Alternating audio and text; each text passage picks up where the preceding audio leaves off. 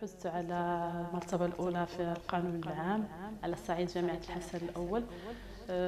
بالنسبة لتخصص القانون العام، القانون الإداري والعلوم السياسية، وكان صراحة مفاجأة لي، مفاجأة سارة،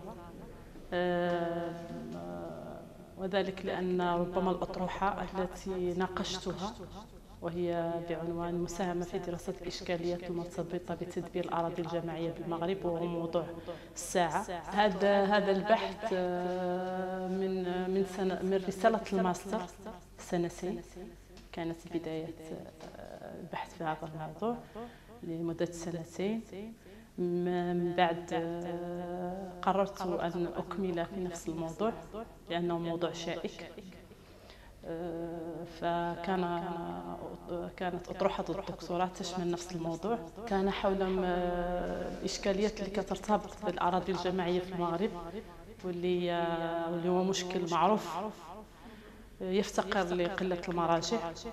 اعتمدت في البحث على أن أجمع بين ما هو قانوني وواقعي على وجه المقارنة.